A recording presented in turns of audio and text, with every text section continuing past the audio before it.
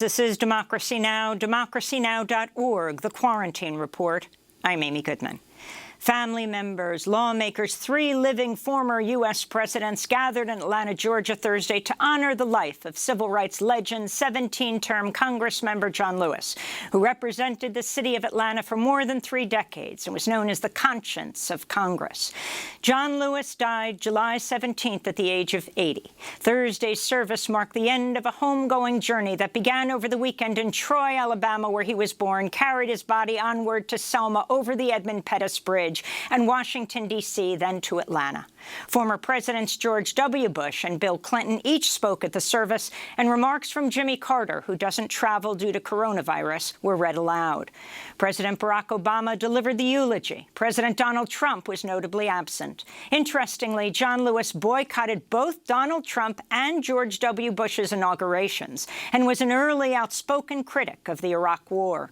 The funeral took place at the historic Ebenezer Baptist Church in Atlanta, once led by Martin Luther King Jr. and his father.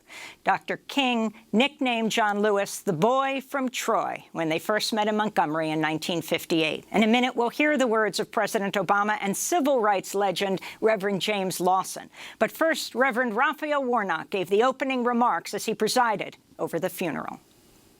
We praise God for John Lewis.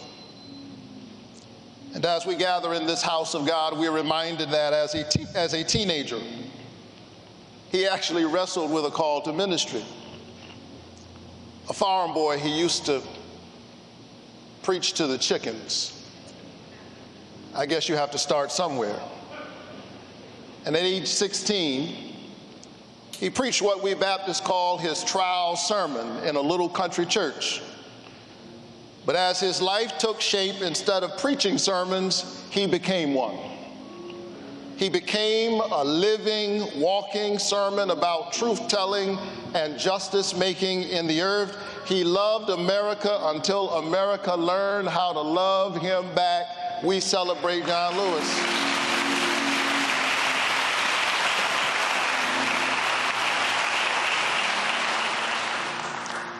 At a time that there is so much going on in our world, the news cycle is packed and moves at a dizzying pace.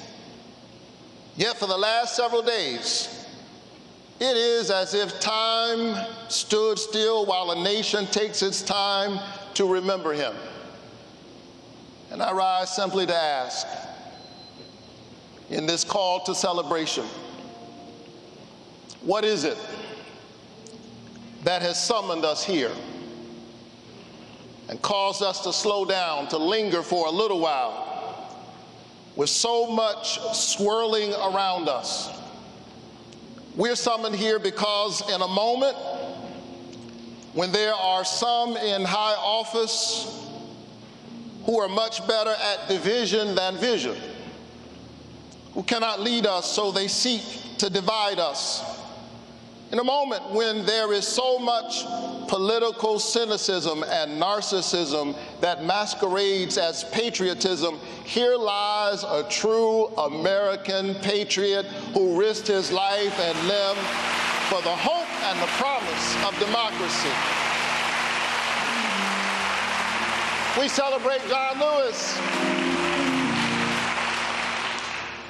Beaten and battered, but never bitter and always unbowed. On a bridge in Selma, he stared down bigotry and brutality and tyranny and won. How did he do it?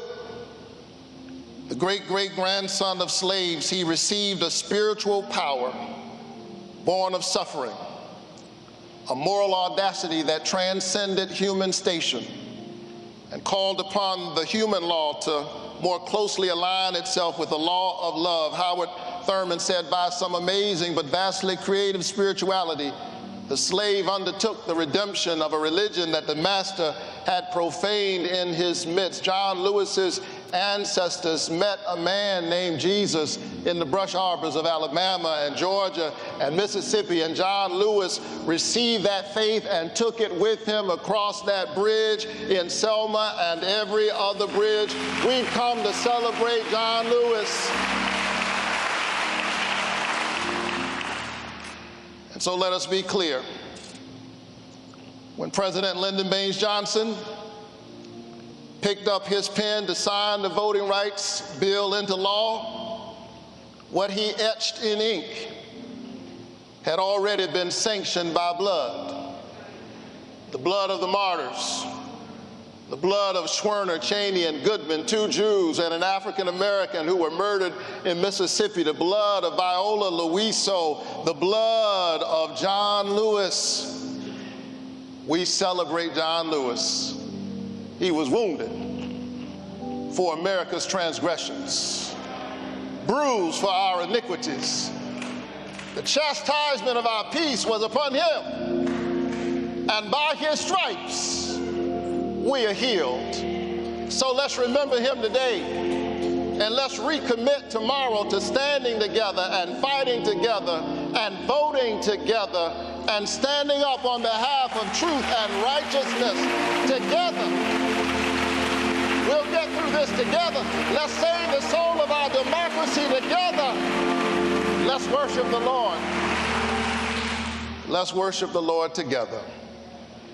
Thank God for John Robert Lewis. Senior pastor Raphael Warnock of the Ebenezer Baptist Church. He's actually running for the U.S. Senate in November, speaking at Thursday's funeral for John Lewis in Atlanta. You can see our full interview with Warnock earlier this week at our website, democracynow.org. When we come back, we'll hear from the Reverend James Lawson, a civil rights icon himself, and former President Barack Obama. Stay with us.